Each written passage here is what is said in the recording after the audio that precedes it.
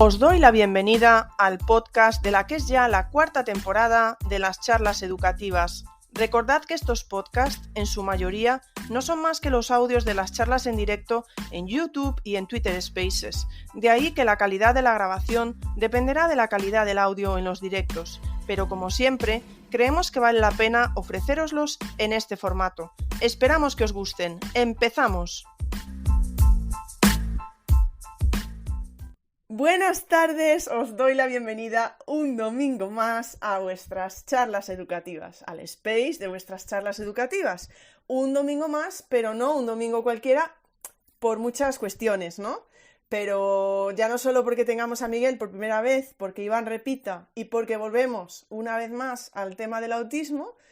Bueno, sí, también por eso, porque volvemos al tema del autismo. Y también quería deciros que el miércoles, que empezamos mayo, que tenéis por ahí circulando ya todo el calendario de mayo, lo empezamos con autismo y le hemos llamado Autismo en Primera Persona y vamos a tener a Emilio, a Cristian y a NeuroRandom. Así que de verdad que os recomiendo mucho ver esa charla también. Así que, bueno, como os dije, el autismo ya ha venido para quedarse a las charlas educativas. Vamos a decirlo así y de una manera clara. Así que ahí estará. Y hoy vamos a tener una perspectiva un poco diferente y vamos a ver ahora por qué. Así que le voy a dar la palabra, bueno, le voy a dar las gracias, por supuesto, a todo el claustro virtual y a la comunidad autista que veo por aquí. Muchísimas gracias por acompañarnos un domingo más, por estar con nosotros, con nosotras, con nosotres. Y le voy a dar paso a Iván y Miguel, muchísimas gracias a ellos. Y antes de nada, aunque creo que pueden ya ser conocidos por aquí, por las redes, sí que me gustaría, ¿no?, que se pudieran presentar y así veréis por qué estamos hablando también de una perspectiva hoy un poco diferente. Miguel, buenas tardes, bienvenido. Hola, buenas tardes, caray, el primero ya. Buenas tardes, Ingrid, y nada, buenas tardes al claustro virtual y a ti especialmente por haberme invitado a este espacio tan especial y del que tanto estoy aprendiendo, ¿no? Y que muchas personas han pasado y con muchísimo conocimiento sobre el autismo y sobre otros temas. Y nada, para mí es un honor. Y bueno, yo nada, contaros que soy maestro, soy psicopedagogo, soy doctor en psicología. He hecho mi doctorado, pues mi tesis doctoral sobre las experiencias con las expectativas sociales de personas adultas autistas en Reino Unido y en España. Y bueno, me ha tocado vivir el COVID también y como tantas de vosotras seguramente pues hemos tenido que adaptarnos y nada, también exploré un poquito qué pasó durante el COVID y cuáles fueron las reacciones, ¿no?, de servicios sociales y de las redes de apoyo y fue muy interesante ver qué estaba pasando en ese momento y nada, pues ese soy yo. Yo trabajo ahora en un colegio de pedagogías activas con pedagogía Montessori y filosofía Reggio Emilia en el sur de Galicia y nada, por lo demás, pues yo también agradezco también a la comunidad autista porque cuando me vine de Inglaterra empecé primero conociendo a la comunidad autista y después es cuando empecé a hacer una red de profesionales del mundo de la psicología y del mundo de la educación y es cuando me metí un poquito más en las charlas educativas y en todo esto y te conocí a ti también. Y nada, eso es lo que hago, más que nada. Y nada, muchas gracias a vosotros y muchas gracias a Iván también, que aprendo muchísimo de él por las redes. Muchísimas gracias, Miguel, que haces muchas cosas. Así que, bueno, y vamos a ver una parte, quién sabe si en otra ocasión veremos otra. Así que muchísimas gracias. Gracias a vosotros. Muchísimas gracias por estar aquí una vez más. Iván, bienvenido. Hola, buenas. Cuéntanos, Iván, por si no te conoce alguien por aquí. Bueno, pues la verdad que yo creo que esta es la parte más difícil de todas las charlas para mí. Soy un chico muy inquieto, digámoslo así, con un perfil muy multidisciplinar, ¿no? Pero de formación básica, dijéramos, soy psicólogo y neuropsicólogo. Y mi tesis doctoral, pues nada tiene que ver con trastornos del neurodesarrollo, no por lo menos a nivel directo, ni con nada que tenga que ver con TDAH, ni ningún tipo de trastorno a nivel psicología infantil. Tiene que ver con demencia, ya hace 8 años, el tiempo pasa muy rápido. y estoy encantadísimo de estar aquí junto a Miguel, porque me encantan los perfiles transversales y sobre todo gente que se anima a eso, ¿no? A hacer un doctorado quizás en áreas que no son tan habituales. Muy raro encontrárselo y ya, la verdad que a mí me parece que es un plus totalmente necesario. Así que sin más, yo creo que mi actividad es especial a de todo el mundo, sobre todo me dedico a psicología, neuropsicología infanto-juvenil, a TDAH y TEA especialmente. Bueno, luego a partes más, digamos, de psicología más infantil, como puede ser trastornos afectivos, toda la parte de psicología. Al final lo que hice fue las dos especialidades, neuropsicología y psicología infanto-juvenil, y ambas partes de desempeño y también un poquito en investigación de este área, aunque tengo menos que tendencias, obviamente, porque al final haber estado trabajando en una tesis, pues hace que tengan más posibilidades de sacarlo por esa vía. Muchas gracias, Iván. Se oye ahí, hay momentos que se va un poquito, que se oye un poquito mal, ¿vale? Pero bueno, sí que se ha podido seguir todo, ¿eh? ¿Vale? Bueno, vamos a empezar por ti. Vamos a seguir por ti, Iván. Hemos titulado a esta charla Neurodivergencia y autismo. Vamos a empezar por la primera parte. ¿Qué son las neurodivergencias o qué se considera una neurodivergencia, Iván? Pues es una definición un tanto complicada, porque al final es una definición que para mí, para mi forma de ver las cosas, viendo un poco la evolución que ha tenido este concepto, es más una definición más social que técnica, ¿no? En el sentido de que, bueno, a nivel técnico, las llamadas neurodivergencias es un término que están siendo usados desde hace muy poquitos años, entre comillas, ¿no? 5 o 10. Entonces, tienen menos recorrido quizá científico. Pero bueno, dentro de lo que puede ser la definición sería una especie de sistema cognitivo que procesa de manera diferencial a cómo procesan otros sistemas cognitivos o el sistema cognitivo más neurotípico, ¿no? Si bien, definiéndolo así también, pues una de las mayores carencias que denotamos de esta definición precisamente es en eso, en definir qué es lo neuroatípico, qué es lo que se sale de la norma, ¿no? Teniendo en cuenta que lo que sí está demostrado, y de hecho, por ejemplo, de ahí radican proyectos como el proyecto Brain, ¿no? Que pretende mapear el máximo número de cerebros posibles con el objetivo de poder conseguir unas ciertas características o unas ciertas comunalidades, ¿no? en los cerebros.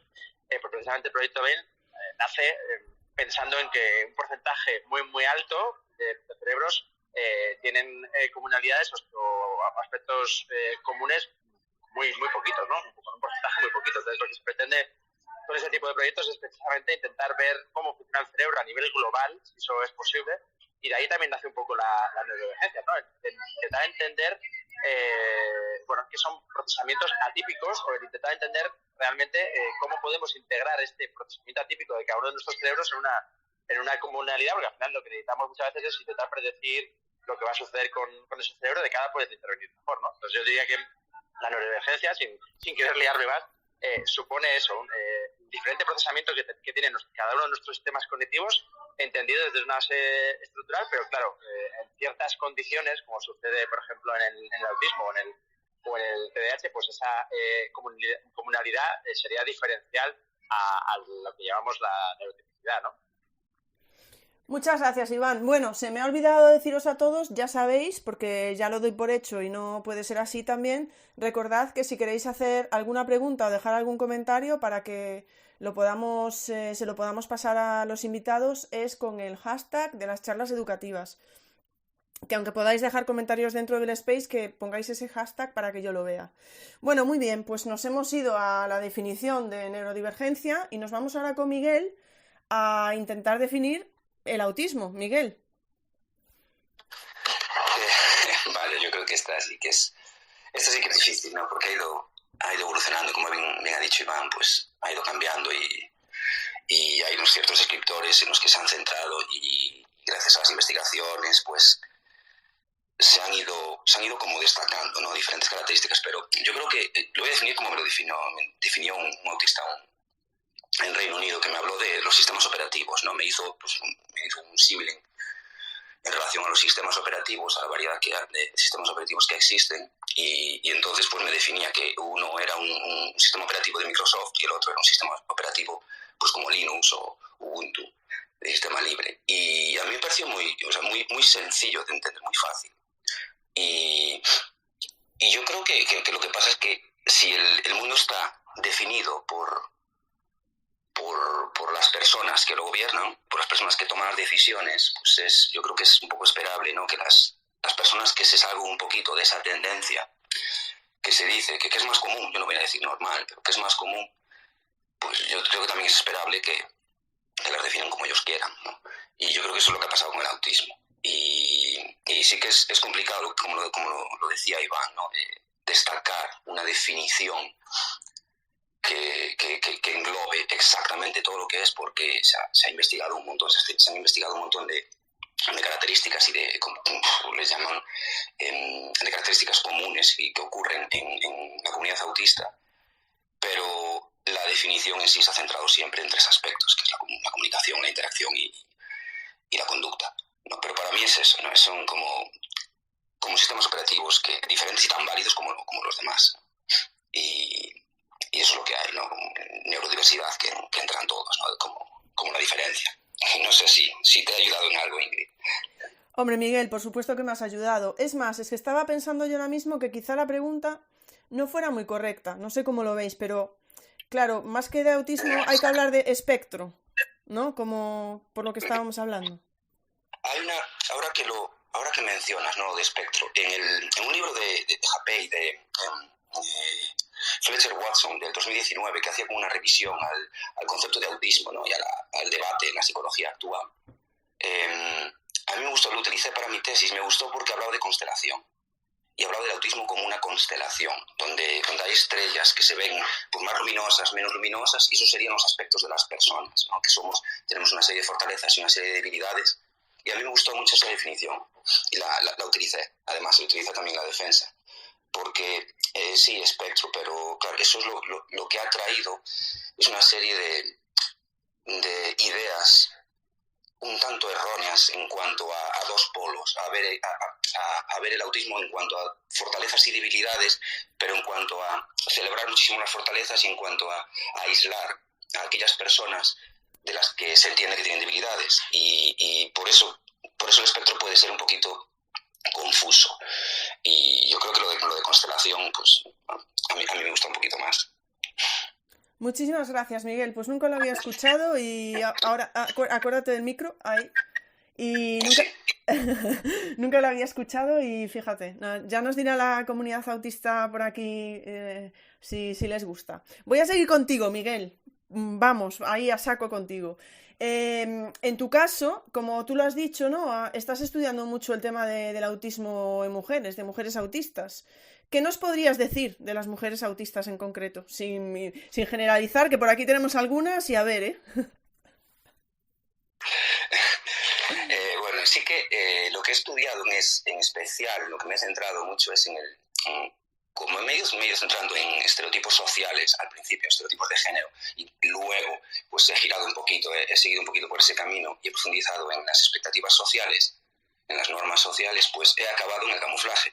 Camuflaje que estaba en auge hace unos 5 años y que se está sabiendo un montón hoy en día, ¿no? Y eso pues también ha permitido pues conocer muchísimo más, ¿no? el autismo en mujeres y en mujeres autistas. Y yo me he centrado un poquito en el bienestar, en las consecuencias de ese camuflaje a lo largo del tiempo. Y he podido averiguar que, bueno, lo que se sabe y lo que han dicho tantas autistas en estos espacios, ¿no? En las charlas educativas durante el mes de marzo. Lo que creo es que las consecuencias a largo plazo, y lo que se sabe, pues tiene muchísimo que ver con el estigma, con los estereotipos sociales que existen de cara al autismo, y se habla muchísimo también de las habilidades sociales, de las habilidades lingüísticas que tienen las mujeres de poca edad, para luego que los instrumentos que existen que no identifiquen, ¿no? A estas personas. Y eso lo que hace es que repercute a largo plazo, porque llevan viviendo experiencias negativas y discriminatorias y un estigma enorme durante toda su vida, incluso diagnósticos erróneos, y luego a la larga, ahora, pues por suerte, creo, pues empiezan a conseguir el diagnóstico, y esto hace que pueda respirar, ¿no? Y que puedan ver que realmente pues eran autistas y son autistas y que las otras dificultades que estuvieron viviendo durante toda su vida, pues no es lo que es culpa o social. Y esas personas pues me hicieron ver, con las personas con las que hablé, me hicieron ver y cuestionar la realidad social, ¿no?, que vive la comunidad autista, ¿no? Me hablaban de diagnóstico, de entrevistas para solicitar un certificado de discapacidad, de empleo y de empleadores. Me decía una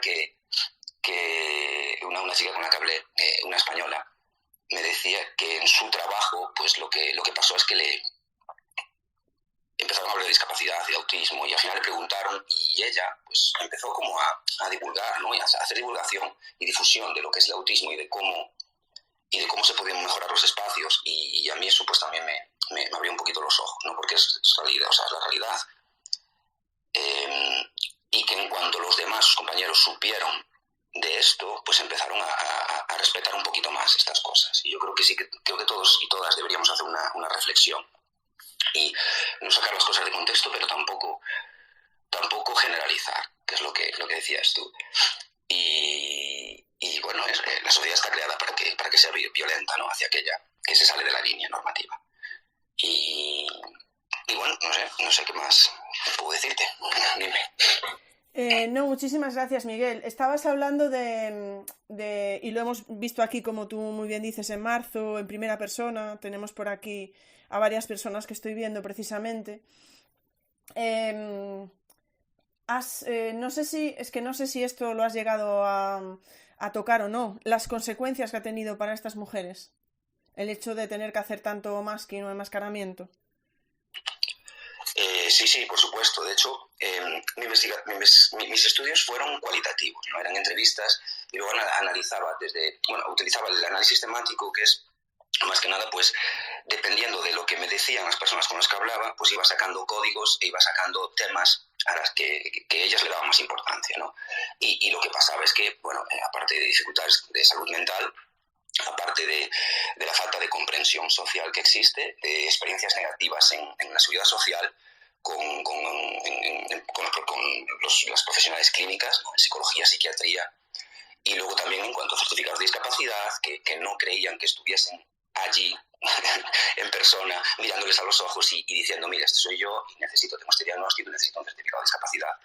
Y que no se lo creían. Entonces todo esto, pues lo que me mostró es que queda muchísimo por hacer y estamos todavía anclados en la visibilidad, pero que deberíamos ir un poquito más allá, como van en otros países, hacia la aceptación ya clara y plena de la comunidad autista como otra comunidad.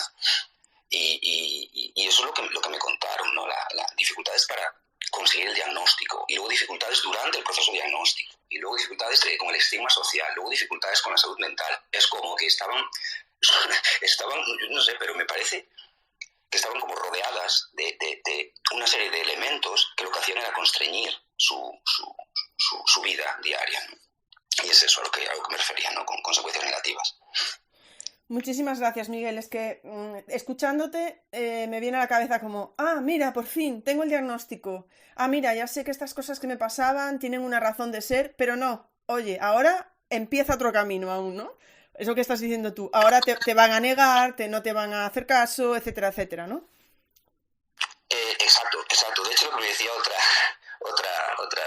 chica autista es que luego cuando es adulta consigue el diagnóstico y lo que pasa es que se acepta mucho menos, porque en el autismo hay una visión de que va desde la infancia. Entonces la gente piensa que es autista en la infancia y que luego cuando son adultos pues que la vida sigue y no pasa absolutamente nada. Y ahora se está sabiendo muchísimo más con investigadoras como Cos Michael en Inglaterra y como Anne Memot y otras más, que hablan de la vejez, ¿no?, del autismo en la vejez, de mujeres autistas y hombres autistas con 70, 80 años y qué es lo que está pasando, ¿no?, y cómo son las redes de apoyo para estas personas, que tampoco se sabe y se está investigando mucho.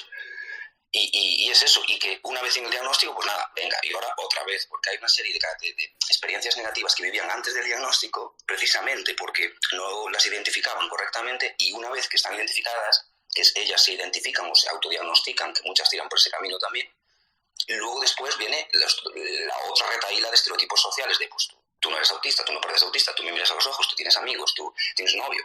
Entonces, todas estas cosas es como, por un lado bien, y por el otro también. Entonces, ¿qué es lo que pasa? ¿Sabes? Entonces, ¿cuál es el problema? No es el autismo, el problema, y no son los autistas, el problema pues igual lo tienen otras personas. Muchas gracias, Miguel. Creo que estás haciendo muchas amigas por aquí hoy en el Space, ya te lo digo. Has nombrado algo muy importante, que es lo de que parece que eres autista desde pequeño, etcétera, etcétera. Bueno, lo que obviamente sí que lo eres, ¿no? Pero vamos con eso, con Iván, porque Iván trabaja mucho con niños, con niñas, con... Iván, espero estar diciendo bien tu nombre, ahora me lo dices si no, ¿eh? Trabajas mucho con niños, con niñas, con adolescentes y vamos a ese otro lado, ¿no? ¿Cómo es el diagnóstico de autismo en edades tempranas? ¿Cómo se suele detectar? ¿Cómo suele...? Es que es una súper pregunta, Iván. Yo voy. ¿Cómo suelen tomarse las familias el diagnóstico y cómo se realiza el seguimiento? Si hace falta te repito algo, ¿eh? Venga. Bueno, primero de todo, cuando vengo a este tipo de charlas, yo creo que aquí soy una especie de impostor, porque al final aprendo mucho más de lo que creo que dejo, ¿no? De hecho, me encanta siempre escuchar a gente como Miguel reflexionar, o a Dani, o a María Merino, ¿no? Que es una de las mayores exponentes en autismo en mujer, ¿no? Aquí en España. Es que al final, cuando escucho este tipo de reflexiones como la que acaba de hacer Miguel, lo que me doy cuenta, en cierta forma, es yo que en cierta forma me considero adicta, ¿no? O creo que soy, porque de momento nadie me ha dicho lo contrario, pues que cuando estoy en clínica muchas veces el doble o triple tirabuzón que tengo que hacer, por un lado, para intentar quitarme toda el bagaje, dijéramos, personal, subjetivo, social, no sé cómo decirlo, ¿no? De toda esta forma de ver la sociedad o toda esta sociedad que nos hace como los que son capaces y los que no son capaces, incluso traducido a la parte de psicología, ¿no? Sería que durante toda la carrera y la formación, a menudo cuando leemos manuales, esto lo decimos mucho también en neuropsicología, ¿no?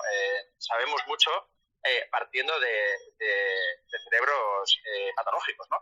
Y sin embargo, se me hace muy complicado muchas veces, ¿no? Intentar quitarme todo ese, no sé cómo decirlo, sesgo o toda esa deformación profesional que ha surgido en mí necesariamente por toda la carrera, el máster, todo lo que uno va haciendo, en el sentido de intentar pensar que esto no tiene que ver con lo bueno o lo malo, sino que tiene que ver con una parte más cualitativamente diferente. Es una parte súper difícil para mí, ¿no? Al final, pues, porque llevo ya casi 20 algo años en psicología desde que empecé la carrera y quieras o no, pues es como que estructuralmente te haces, ¿no? A lo que te van haciendo o lo que te vas exponiendo.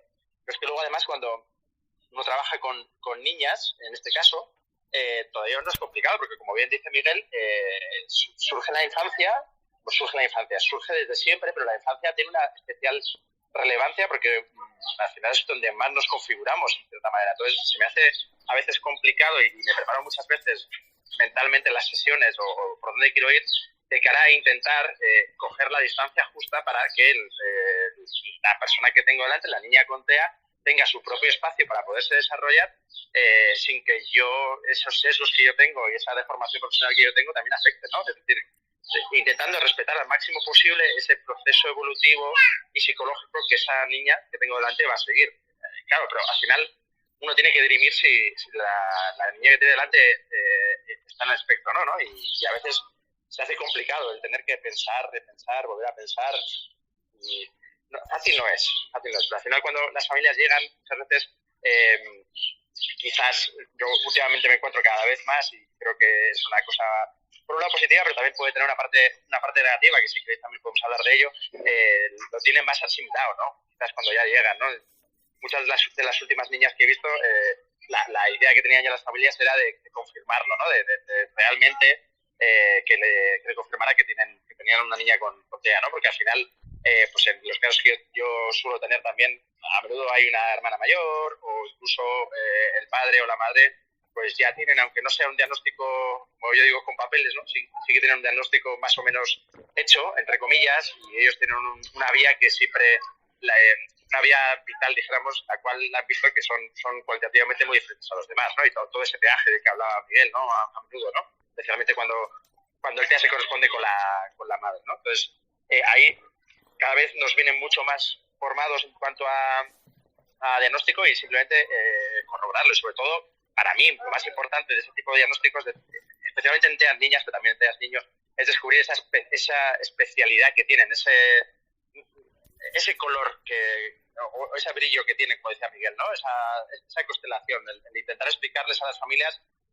por un lado, es mi trabajo, ¿no? El explicarles el perfil cognitivo que tienen, cómo procesan, qué tipo de limitaciones se van a ver en su contexto, ¿no? Por dónde están estudiando, por qué tipo de contexto social tienen en ese momento, o incluso por dificultades que puedan tener a nivel familiar, ¿no? En el sentido de que, claro, muchas veces ellos mismos me dicen, ¿no? Y claro, yo lo entiendo perfectamente, la madre o el padre que tiene TEA, ¿no? Pero el otro progenitor pues le cuesta muchísimo entenderle, pero también no olvidemos que a veces coinciden familias en las que, sabiendo que los trastornos del desarrollo tienen un tronco común, uno de los progenitores no es o no tiene TEA, sino que lo que tiene es un TDAH o tiene algún otro tipo de trastorno del desarrollo, como puede ser epilepsia y tal, porque los troncos son comunes, ¿no? Entonces, claro, ahí nos encontramos con, o incluso, en algún caso me he encontrado algún tipo de trastorno de tipo más del pensamiento, ¿no? Trastorno del pensamiento, tipo psicótico, tipo esquizofrenia. Entonces, claro, ahí todavía se vuelve más complicado el intentar encajar todas las piezas del puzzle e intentar, pues al final lo que tenemos que hacer, ¿no? Que es darles el caminito para empezar y cuando veamos que estén arrancando, que ellos sepan, ellos mismos se vayan haciendo su camino de cara a que sepan que estamos ahí, la distancia justa, para que cuando necesiten que les demos otra pieza o que no, que ellos mismos tengan las piezas en la mano, pero que nos vean desde la distancia, pues podamos estar ahí. Así que es complicado, sobre todo en edades tempranas. Yo, la verdad que no me dedico a niños, normalmente no me dedico a niños más pequeños, de 5 añitos, más o menos, que creo que hay de 5 para abajo, creo que hace falta gente muchísimo más experta y muchísimo más centrada, entre comillas, especialista, en ver solo niños de estas edades, porque hay unos confusores muy potentes a nivel de, por ejemplo, el trastorno de desarrollo del lenguaje, TDAH incluso en algunos momentos también se puede confundir conductualmente con este tipo de perfiles, y creo que hay que estar... Para mí la etapa 06 es muy, muy delicada, en el sentido de que creo que se determinan muchas cosas y además cualitativamente también parecen niños muy diferentes a lo que puede haber la etapa 6 para adelante, 6-12 y ya que decir 12 en adelante. Pero en esas etapas más, yo diría más tempranas de mi trabajo, como son los años 6, 7, 8, que empiezan a acudir muchos niños, pues el diagnóstico ya digo que suele ser para mí un proceso precioso, pero un proceso en el cual que además yo creo que también les pasa a ellos y a ellas, un proceso en el cual salimos exhaustos los dos de tener que observarnos mutuamente, de tener que interactuar, de tener que jugar, de tener que, de cierta forma, también hacer teatrillo entre nosotros, ¿no? De cara un poco también saber cómo ese niño o esa niña se comporta luego fuera, que no es fácil teniéndolo en un entorno artificial como es una consulta. Eso, explorar su parte de cole, explorar, preguntar a todo el mundo que tienen en su contexto alrededor, a veces incluso tías, hermanas, abuelas, que no falte ningún tipo de esfuerzo y sin escatimarlos para que podamos dar la mayor completitud posible al perfil no solo colectivo, sino también afectivo, personal, contextual, de todo tipo. Muchísimas gracias, Iván. Bueno, la verdad me surgen dos preguntas a raíz de lo que dices. Por un lado es si todos los... es que ahora yo creo que no me voy... Yo creo que así te defines tú, ¿no? Neuropsicólogo. Es que no es que te definas, ¿eh? Así eres, me refiero. Es así, ¿no, Iván? No me estoy confundiendo. Vale, perfecto. Estaba preguntándome yo si todos los neuropsicólogos tienen ese lado que me parece a mí que tú presentas como muy ético de decir... No, yo me dedico de los 5 años en adelante. No digo que lo hagan diferente no sean éticos, ¿eh? Pero vamos, que tú me refiero que lo tienes muy claro. No. De 0 a 6 es un periodo que me parece muy específico. ¿Suele ser así? ¿O hay gente que lo hace de una manera más general, Iván? Eso es la primera duda que me surge. Pues habitualmente, por lo menos en neuropsicología, sí, y se da por una circunstancia muy, muy clara o muy contundente, ¿no? Y es porque los neuropsicólogos que están en 0-6 realmente se dedican a la atención temprana y dijéramos que formativa y cualitativamente es una etapa muy diferente y de hecho también el trabajo es muy diferencial al que podemos hacer en las etapas 6-12. De hecho, yo tengo con muchos compañeros que trabajan en la etapa 0-6 y cada vez que, por ejemplo, damos formaciones lo hacemos de manera conjunta y transdisciplinar, porque a mí me parece que yo meterme en ese área en la cual hay gente mucho más especializada supone mucho riesgo. Vale, muy bien, muchas gracias. Y por otro lado, te quería decir, la pregunta que te hacía al final, una vez que tú, por ejemplo, das un diagnóstico, ¿qué tipo de seguimiento hay? Supongo que irá variando, no sé, dime. Pues aquí depende también de muchísimos factores. pero no solo a nivel de TEA o de TDAH, sino también a nivel uso de psicología infantil. Hay familias que lo único que necesitan, o lo único que vienen es intentar corroborar el diagnóstico o incluso generarles una especie de mapa, entre comillas, ¿no? A nivel de funciones cognitivas, me refiero, nunca a nivel personal. En el sentido de que, el cole muchas veces pide cómo poder desenvolverse con este peque, cómo poder generar adaptaciones, cómo poder adecuarle el contexto académico a sus capacidades. Y a veces hay familias que se quedan con nosotros en sentido de intervención, ¿no? Y ahí puede haber muchísimas, cada una de las etapas, dijéramos, no solo a nivel de edad, sino también a nivel personal, a nivel de eso, ¿no? De ciclo, incluso a nivel de primaria, es muy diferencial a nivel cualitativo, ¿no? Entonces, hay mucha variedad de familias que pasan muchos años con nosotros, incluso que lo que hacemos es, pues cuando vemos que va a ser largo el recorrido, intentar un poco darles oxígeno. Nosotros siempre nos gusta intentar darle el alta cuanto antes, porque para mí eso es un marcador de que si la intervención ha ido bien, si en un momento determinado necesitan volver a una intervención puntual, lo van a hacer. Pero eso, pues de familias que duran años, hasta familias que solo quieren, pues eso, el diagnóstico o unas pautas iniciales y luego empiezan su camino o deciden que hay otro terapeuta más cercano o con otro tipo de afinidades, porque al final también creo que esto va un poco de eso también, en el sentido de que hay muchos perfiles profesionales y cada momento quizá te aporta más unos que otros. Esto es súper complementario. A mí me encanta además trabajar con compañeros en este sentido, de joder, yo creo que ahora mismo esto que tú necesitas te lo puede dar otra persona y es esta persona, o mira, lo puedes buscar en esta asociación, o al final hay mucho tipo de complementariedad en una intervención y lo que no vamos a pretender es que un solo profesional, entre comillas, ni siquiera un solo equipo pueda dar a pasto, entre comillas, o pueda surtir de la ayuda necesaria en todos los momentos, porque eso sería muy pretencioso. Muchísimas gracias. Bueno, Iván, Miguel, que sepáis que están saliendo bastantes comentarios. Recordad todos el hashtag de las charlas educativas. Pero además de comentarios han surgido un par de preguntas y voy a empezar por ti, Iván, antes de pasar a Miguel. Porque, bueno, Auti dice si puedes recordar a qué divulgadora te refieres, creo que nombraste una divulgadora, y dice Auti si has dicho Temple Grandin, que no sabes si justo has hablado de ella. Iván, creo que eras tú. Yo creo que ha sido Miguel quien ha hablado más de divulgación de autores concretos, ¿no? Tienes razón. Vale, pues ahora voy contigo, Miguel, pero no te voy a dejar escapar, Iván. Ahora voy. Auti, te me has confundido y ya me confundo yo encima. Ya he quedado mal. No, sí, es verdad que creo que ha sido Miguel. Y bueno, ahora le doy paso. Pero Rebeca hace una pregunta para Miguel, pero te la voy a hacer a ti también y la podéis responder los dos. Porque Rebeca dice, tengo un alumno con autismo en cuarto de primaria y desde que se medica su experiencia en el aula es mejor. Dice, ¿qué piensas sobre la medicación en niños con autismo? Iván, te la lanzo a ti primero, el melón este. Pues igual hubiera estado mejor lanzársela a Miguel, porque menudo preguntón. Bueno, hay que tener claro que la medicación en TEA es sintomática, en el sentido de que lo que busca y pretende no es en ningún momento cambiar la forma de ser de la persona que la toma, en este caso, sino intentar buscar mitigar en cierta forma algún tipo de déficit cognitivo que pueda estar provocándole el autismo o el TEA, ¿no? Porque podría ser que en un momento determinado alguien sin trastorno, pero con una condición autista, pudiera decidir tomar algún tipo de psicoestimulante por lo que fuera, ¿no? Porque hay mucha estimulación ambiental, lo que fuera. También es verdad que es un poco triste tener que andar recurriendo a medicación, entre comillas, para salvaguardar o para saltar sobre una limitación social, ¿no? Como puede ser que en un momento determinado podamos socialmente generar un contexto adaptativo para todos, sin necesidad de que nos tengamos que medicar para soportar, pues eso, ¿no?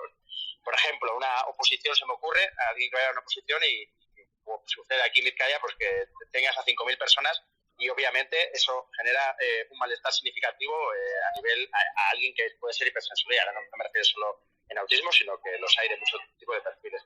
Entonces, eso, partiendo de que la medicación es sintomática, bueno, yo siempre digo que la medicación es un paréntesis que hacemos para generar herramientas y para adquirirlas, para asimilarlas, de cara a que en el momento que se pueda, quitarla de nuevo y testar si esas herramientas se han adquirido debidamente, se han integrado debidamente y podemos ir hacia adelante sin medicación. La medicación simplemente es un paréntesis, siempre. Y más en casos de TEA, en los cuales no hay una medicación que cure, entre comillas, que no se pretende jamás curar, sino que, porque en el TEA también pasa, ¿no? Que lo que se pretende es que la persona se centre, que los déficits ejecutivos se aminoren, se mitiguen, que podamos ser más adaptativos. Pero es que en el caso del TEA esto es todavía una aberración mucho mayor. Pero ¿cómo, Iván? Pero si por aquí escuchamos, ¿no era el cloro o algo así que nos servía, Iván? El cloro, por primera noticia, hay muchos... No, a lo mejor no era el cloro, a lo mejor era otra cosa, no me acuerdo lo que se dijo, cosas así. Sí, durante un tiempo fue la lejía, creo recordar, no me acuerdo las siglas de la lejía, pero sí, hay cierta persona, creo que, no sé si encarcelada o ya ha salido de la cárcel, porque este tipo de delitos que me parecen genocidios, entre comillas, porque lo que hacen es, vamos, generar un peaje tan grande a nivel social a muchísima gente, no entiendo cómo sale tan barato, pero bueno. Pues muchísimas gracias, Iván. Bueno, voy con la confusión que he tenido con Miguel. Bueno, nos preguntaba Auti. Ah, no, espera, sí, nos preguntaba Auti por aquí. Que lo has borrado, Auti. No lo borres. Bueno, pero Auti preguntaba de qué divulgadora habías hablado. Que no pasa nada porque hayas dicho Iván, pero sí. Auti preguntaba de qué divulgadora habías hablado, si habías hablado de Temple Grandin, menos mal que de eso me acuerdo, por conocerla. Y luego te hago la misma pregunta también que a Iván, ¿vale? Lo de la medicación. Bueno, empezamos primero por la divulgadora, ¿no? No he nombrado a Temple Grandin, ¿no? No sé si se refería a Auti a cuando hablé de autismo de tercera edad, no sé, Cos Michael. Creo que es inglesa o escocesa, creo que es inglesa. No había nombrado a Cos Michael, sí. No nombré a Temple Grandin, no sé si he respondido a tu pregunta. Sí, ella dice que sí, y si no, oye, luego me la pones por privado o lo metes con el hashtag y ya está, y la dejamos por escrito. Sí, y lo de la medicación. Lo de la medicación yo creo que Iván lo ha explicado maravillosamente y creo que deberíamos también hacer la reflexión. Por ejemplo, si yo estoy en un colegio y veo una familia de un alumno y me dice, mira, está tomando medicación, de un alumno autista, me dice, mira, está tomando medicación, pero bueno, yo en primer lugar, yo ya supongo que esa medicación, como ha dicho Iván, pues es algo temporal, algo puntual, para apoyar pues en este caso, una adaptación no, pero a lo mejor apoyar una serie de situaciones en las que a lo mejor este alumnado no lo está pasando tan bien como debería, o que le está afectando a lo mejor el entorno. Pero también deberíamos reflexionar sobre el entorno, qué es lo que estamos haciendo, cómo estamos incluyendo a este alumno para que la duración de esa medicación pues dure lo menos posible. Pero yo creo que sí, que lo que ha dicho Iván, pues por supuesto, no es que esté de acuerdo o no esté de acuerdo, es lo que dice él, que es el especialista. Yo me dedico más a la parte educativa, ¿no? Y claro que si se prescribe una medicación, pues se entiende que es para algo sintomático de algo que está sucediendo en el momento, ¿no? Algo que es temporal.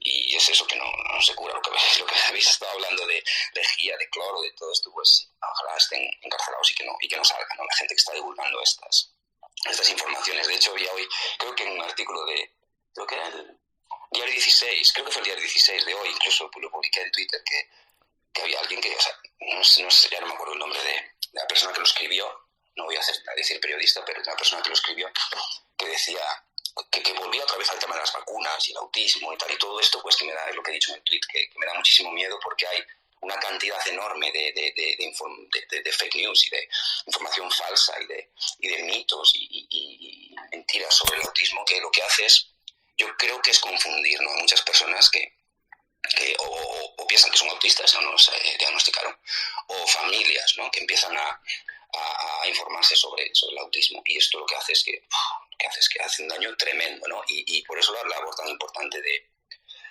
profesionales como Iván, en primer lugar, como Daniel Millán, como autistas también en primera persona, que es la voz de la experiencia, y se le tenía que dar muchísima más voz. No sé cómo no hay un debate ahora mismo en la sociedad sobre esto, ¿no? Y es el daño enorme que se hace sobre el autismo, en este caso, en especial. Y no sé qué más decirte. Pues nada, no te preocupes porque yo ya tengo otra pregunta para ti, Miguel. Tenemos otra pregunta para ti. Dispara. Venga, vamos allá. Em, ¿Cómo creéis que ha evolucionado, digamos, en los últimos 10 años la detección y el seguimiento del autismo? ¿Creéis que falta formación entre los profesionales? Miguel, venga, Eh, empezamos por ti. Primero para mí, vale. Yo creo que, a ver, yo creo que hay gente buenísima, como ya he nombrado algunos, hay gente buenísima informando y divulgando y difundiendo información veraz y contrastada, que es lo importante, porque se habla mucho de cosas, pero hay que contrastar. Pero aún así, yo creo que falta muchísimo, muchísimo más por saber, por actualizarnos, por debatir, ¿no? Y creo que ha evolucionado desde el punto de vista de la detección y seguimiento, sí, muchísimo ha evolucionado. Bueno, vemos que el DSM pues, ha ido pues, abriendo un poquito el paraguas y quitando un poquito pues, aspectos un poco más negativos o discriminatorios o que podían ser vistos por la comunidad autista un poquito más capacitistas, pero aún así no se ha quitado del todo, ¿no? Y todavía existe y eso es lo que está luchando ahora la comunidad autista, ¿no? ¿Se ha evolucionado? Sí, y se ha dicho públicamente, ¿no? Que cómo comenzó el mundo del diagnóstico en autismo, del diagnóstico de autismo, cómo empezó en cuanto a que eran niños blancos, de familias con mucho dinero y de ahí pues de ahí ha ido generando el diagnóstico de autismo, el proceso de diagnóstico de autismo, ¿no? Y los instrumentos. Y ahora se está sabiendo muchísimo más y hay más herramientas y creo que lo comentaba también Daniel, no sé si uno de los spaces o también a través de Twitter, que la cantidad que él se dedica a esto también, ¿no? Y un chico, tío, o sea, tiene un bagaje enorme y lo que hace es que te hace un montón de sesiones para llegar a un diagnóstico. Y esto es lo que se debería hacer, contrastar muchísima información. No solo baterías de test, sino entrevistas, otra entrevista, luego hacer una línea. Y de esto yo estoy hablando también desde mi punto de vista, yo no soy especialista en diagnóstico, ni mucho menos. Pero creo que tiene que ser algo lo suficientemente robusto como para no tomarse a la ligera. Y eso creo que es lo que se tiene que tiene que formarse en las formaciones, ¿no? De psicología y de psiquiatría también. Y yo creo que sí que hay muchísimos profesionales muy buenos, pero que estamos como a 5 o a 10 años de otros países, ¿no? Es que se está aceptando la opinión autista dentro de procesos clínicos. Hay investigadores autistas que están saliendo y están ya, bueno, a muchos ya consolidados, y están ofreciendo su punto de vista. Por ejemplo, la teoría de la mente están cuestionándola y están hablando de tú a tú con Simon Baron Cohen, por ejemplo, que, bueno, sabemos históricamente que ha sido uno de los artífices y el artífice de la teoría de la mente. Y esto es lo que necesitamos en España, ¿no? Un debate de tú a tú, hablar y qué es lo que está pasando y qué se sabe y cómo se sabe, ¿no? Y los mensajes totalmente sesgados que pueda haber, pues también refutarlos, ¿no? Por lo menos contrastarlos y debatirlos. Es lo que decía antes, ¿no? Llegar más a la aceptación que a la concienciación, que estamos como un poquito anclados en esto. Queda mucho camino, pero, por ejemplo, en el campo de la coparticipación, que es a lo que me refería antes, ¿no? Contar con la comunidad autista para hacer investigación, para hacer divulgación, para hacer formación. Esto yo creo que deberíamos ir por ahí, ¿no? Porque, por ejemplo, en mi caso, a mí, pues yo que estudié en psicopedagogía, yo tenía una asignatura de psicopatología y claro, nos enseñaban casos y nosotros teníamos que primero analizarlos desde un punto de vista un pelín clínico desde nuestra posición de psicopedagogos, ¿vale? Todo cogido con pinzas, desde el conocimiento breve que teníamos de esto y del mundo clínico me refiero. Y luego desde ahí elaborar una serie de intervenciones, ¿no? Y de modificaciones del ambiente para conseguir una mejor adaptación de al alumnado, ¿no? Con estas características. Y lo que pasaba es que la visión era muy clínica.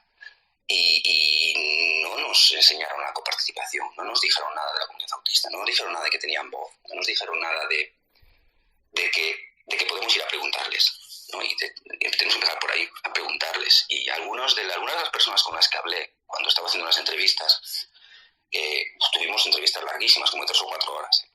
Y me decían que lo primero que agradecían era que hubiese preguntado, que hubiese llamado a la puerta y decir, mira, gracias por preguntar.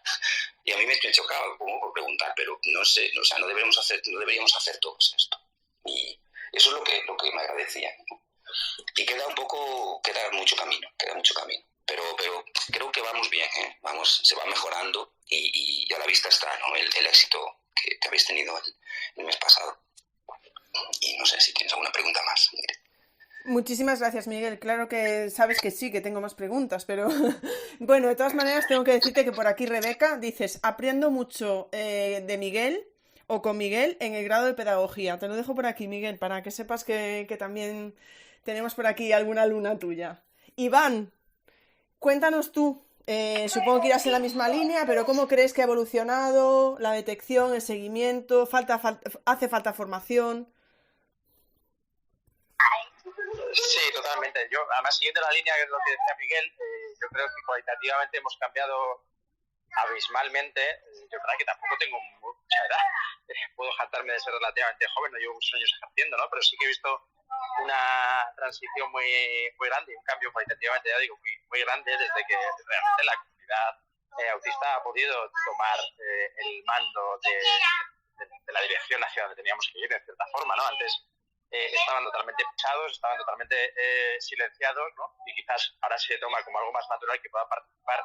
Y yo creo que lo ideal, el mix perfecto para mí es una cohabitación, entre comillas, a nivel profesional, en el sentido de que creo que los autistas aportan cosas que yo no voy a poder aportar como profesional jamás, porque no estoy en ese espectro o en esa condición. Y viceversa, ¿no? Creo que nos necesitamos mutuamente y hasta hace no mucho, pues bueno, pues socialmente incluso, ¿no? Me acuerdo los años de carrera de haber escuchado que cuando algún autista levantaba la voz, pues eso, ¿no? No voy a reproducir términos peyorativos, ¿no? Pero me parecía como algo un poco... Y además en este caso que tenemos precisamente personas delante, que no se nos olvide que son personas precisamente cuya variabilidad es muy alta, el que solo nos quedemos con la parte de la teoría me parece no solo peligroso, sino además muy negligente por nuestra parte y una mala praxis, ¿no? Porque al final nos quedamos con el molde. Cuando nos dan la teoría es el molde de lo que deberíamos de ver en frente. Y sabemos perfectamente que en todo tipo de condición, trastorno, incluso patología médica, no vamos a encontrarnos nunca con esos casos de manual, ¿no? Pero es que más aún cuando estamos hablando de una forma de ser, una forma de sentir, una identidad que ya nada tiene que ver con lo bueno o lo malo, hacerlo bien o hacerlo mal. Quizás sería mucho más fácil dirimir, ¿no? Poniendo una línea imaginaria en el medio y decir, mira, lo que hay de aquí para allá está bien, lo que hay de aquí para acá está mal, ¿no? Es que en este caso no es así. En este caso es precisamente, incluso yo me atrevería a decir que el diagnóstico o incluso la determinación de la condición nos da un poco igual. En el sentido que cuando viene una persona a consulta, lo que nos pide es, en cierta forma, que le demos luz. No que establezcamos una etiqueta o que establezcamos una caja o establezcamos un lugar donde tiene que ir, ¿no? O donde tiene que estar. Eso no, para mí no entra en mi cabeza. Yo creo que entonces cada uno de los casos que nos vienen pues tiene unas necesidades muy particulares y quedarnos solo con la parte teórica, quedarnos sin la voz de la comunidad autista me parece que no entiendo cómo se podía vivir hasta que ha podido saltar, ¿no? En cierta forma. A mí me encanta, de hecho, escucharles porque siempre descubro algo nuevo o incluso una reflexión en la que yo mismo me descubro totalmente, no sé cómo decirlo, capacitista, ¿no? En el sentido de, joder, ¿por qué pienso yo así? Si precisamente intento hacer un esfuerzo tremendo en no adscribirme a ningún lado, intentar pensar de forma libre o intentar, no sé cómo decirlo, ¿no? Ser flexible, comprendiendo a todo el mundo y a todo. Entonces, yo creo que desde ahí hemos mejorado muchísimo, desde personas que entienden de manera muy diferente, porque al final las personas también somos personas, ¿no? Que entendemos de forma muy diferente la condición autista, hasta gente de la comunidad, hasta, pues eso, de esta forma verlo más natural, nos ha permitido que se haya potenciado mucho más el conocimiento en sí mismo. Y hemos podido aprender mucho más y hemos podido incluso tener mucho más, al final, respeto, me parece, por este tipo de forma de ser, de este tipo de condiciones. No te vayas lejos, Iván, porque tengo una pregunta aquí para los dos y voy a empezar por ti. Iván, nos pregunta yo misma Cea. Dice, ¿pensáis que lo que se enseña en las universidades... pensáis que las universidades... Perdona, yo misma Cea, que yo me estoy liando, no tú. Dice, ¿pensáis que se enseña en las universidades un temario actualizado? Psicólogos, maestros, psicopedagogos... en redes hay alumnos a diario contando lo obsoleto del temario. Iván, por la parte que te toca y luego voy con Miguel. Pues es que en mi caso la respuesta es muy fácil, porque yo nunca vi ni el CEA, ni el TEA, ni siquiera el TDAH. Curiosamente no lo vi hasta después de la universidad. Nadie me enseñó en ello y fue cuando un poco posterior a eso quise descubrir porque vi que había mucho mundo ahí, pero nunca les escuché hablar. De hecho, es que era hasta hace poco una condición que se atribuía a la infancia-adolescencia, pero es que ni siquiera en las asignaturas de infancia-adolescencia lo vimos. Solo veíamos la psicopatología clásica, entre comillas, a nivel infanto-juvenil, en el sentido de que trastornos afectivos, trastornos tal, pero nadie nos enseñó a mirar en los niños de manera diferencial, entre comillas, o a ver lo particular que puede tener cada uno de ellos en consulta. Por tanto, entiendo que sí, muchísimo además, porque en mi caso no lo vi. Muchas gracias, Iván. ¿En tu caso, Miguel? Pues en mi caso, cuando hice grado de educación infantil, pues no se habló casi de autismo, para nada. Y cuando hice psicopedagogía, que era una carrera universitaria, una licenciatura, que ya ahora creo que ya es un máster, está convertido en máster, sí que hablamos de autismo, pero una visión muy capacitista, sesgada y anticuada, ¿no? Estábamos viendo, creo que era ya por el 2010, por poner un ejemplo, en 2010-2009, y estábamos utilizando bibliografía del 95, una cosa así. O sea, era una cosa totalmente anticuada. Y luego con el profesorado que me encuentro en centros y que vas hablando con gente y tal, la visión del autismo es la que tiene el imaginario social, o sea, con todos los estereotipos que podamos tener. Y eso se muestra también en comentarios, ¿no? A mí me preguntan, bueno, ¿y este niño qué? Que no sé qué tal. Y claro, yo puedo ver una serie de características, o porque en mi caso he estado en contacto con la comunidad autista, pues un poquito más que algunas personas que me preguntan y tal. Y claro, yo puedo decir, pues mira, pues sí, puede ser, pero o sea, no lo puedo decir con certeza, ¿no? Porque la certeza es algo relativo, lo que decía Iván en las intervenciones.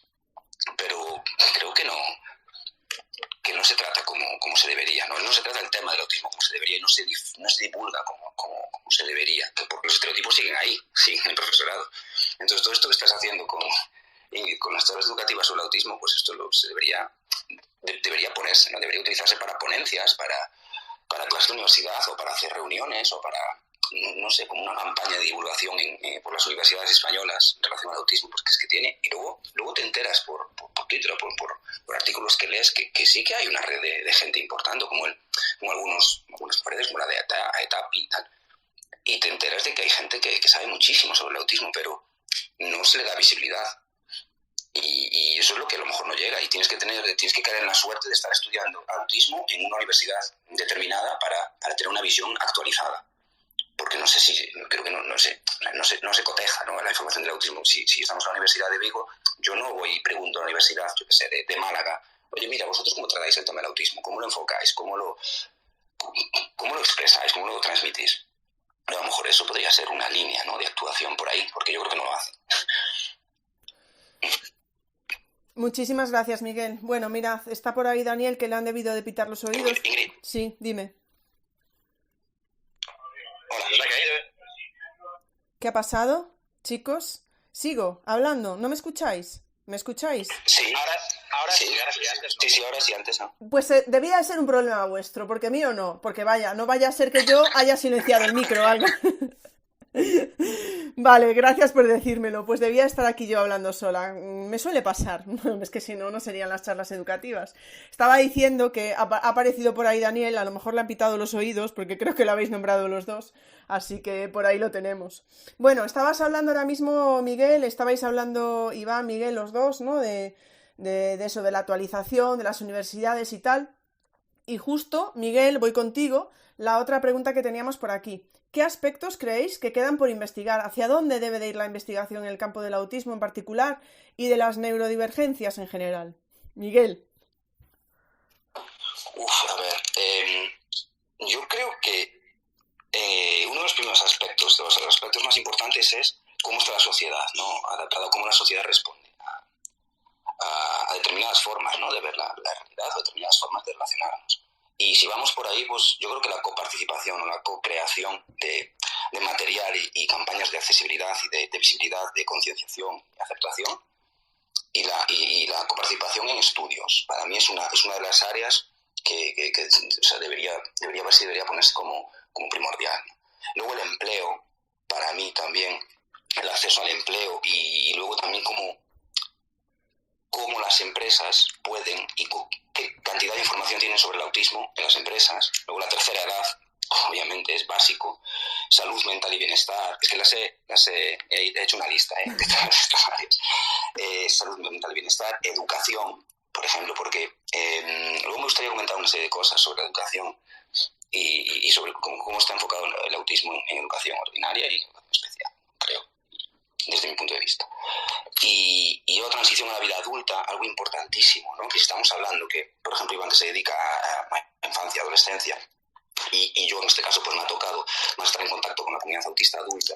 Yo creo que la transición entre una etapa y la otra es importantísimo, y una de las personas con las que hablé durante mis estudios, uno de sus deseos era que hubiera una red mayor de viviendas no tuteladas y no supervisadas al 100%, pero con apoyos de servicios sociales en el momento en que lo necesitasen, ¿no? Que les ayudase a salir de casa, porque sí, tenían empleo, y este chico en este caso tenía empleo, pero para salir pues tenía un poquito de miedo para salir para salir a independizarse, emanciparse.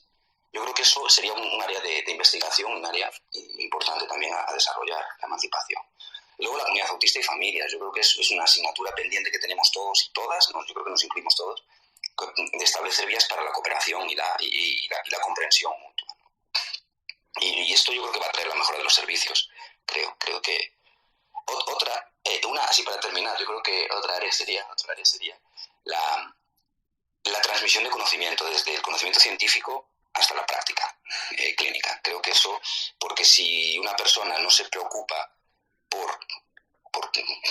no se preocupa por cotejar la información, por actualizarse, al final se va a quedar estancado, y nos pasa a todos, ¿no? Que esto es como la Fórmula 1, parpadeas y te lo pierdes, y el autismo, pues el mundo de la investigación del autismo está avanzando rapidísimo, y salen, no sé cuántos, lo había leído hace un año o dos, cuántos artículos sobre el autismo salían en el 2000, creo que era el 2021, comparado con cuántos salían en el 2011 o el 2012, y era una diferencia abismal, y no se puede leer todo.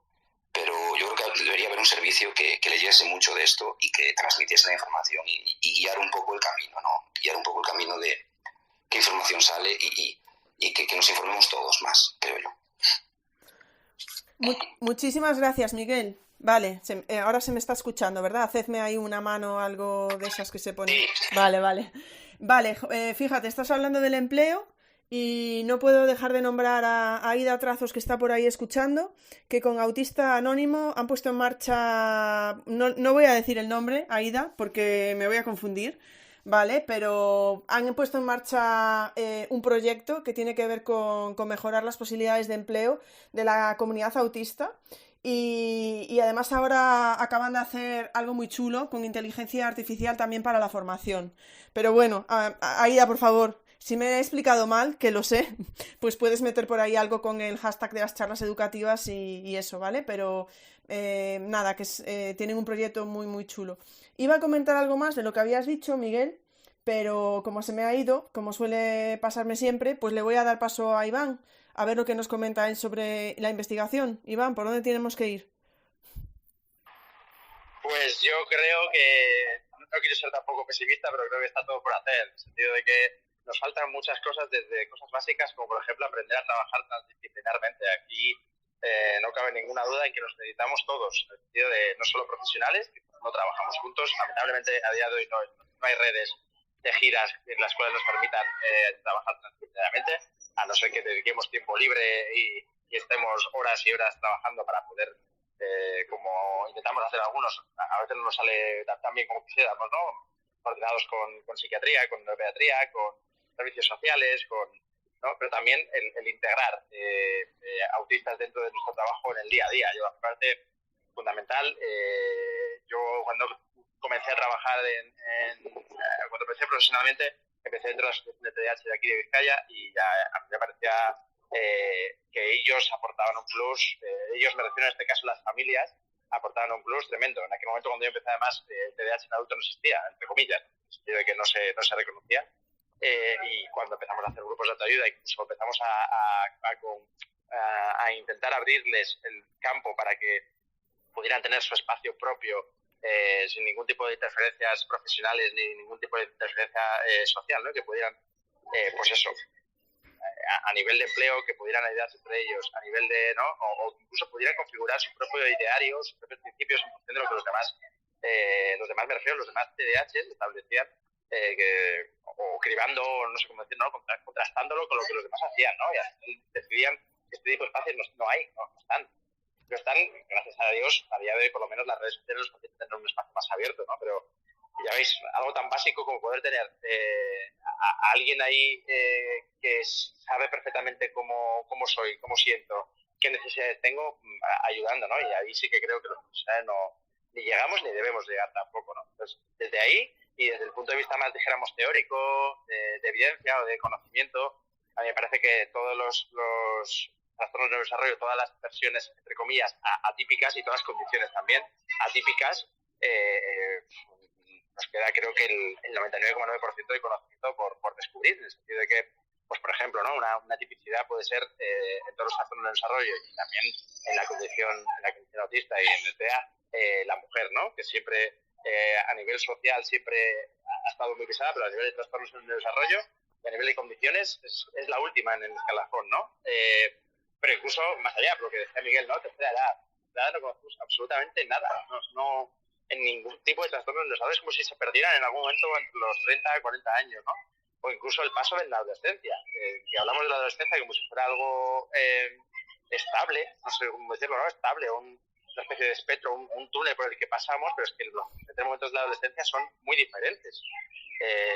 Y a veces los profesionales nos hacemos ahí, ¿no? ¿Cómo cambia o qué factores hay predictores, tanto de buenos como malos, ¿no? De pasar ese túnel de la adolescencia de una forma mejor o peor, ¿no? Pues no sabemos absolutamente nada. De hecho, una de las carencias mayores que tenemos a nivel de conocimiento en todos los trastornos del desarrollo es precisamente ese perfil longitudinal. Hay muy pocos estudios a nivel de perfil longitudinal, no solo en déficit cognitivos o en déficit o en procesos cognitivos a nivel general, no solo en patología y no, sino en todos los sentidos, a nivel personal, a nivel neurológico, porque hay algunos, ¿no? Que debutan en la adolescencia, debutan entre comillas, ¿no? Porque condiciones como trastornos en la adultez y no lo hicieron en la infancia o adolescencia. En este caso, por ejemplo, también en el TDAH, ¿no? Que hay muchos debutantes en la adultez, y sin embargo, estos están muy constreñidos, o porque hay chicos, ¿no? Que tienen un perfil muy atípico de inatención, de mayor sensibilidad, ¿no? O al revés, chicas que pueden llegar a tener otro tipo de perfiles más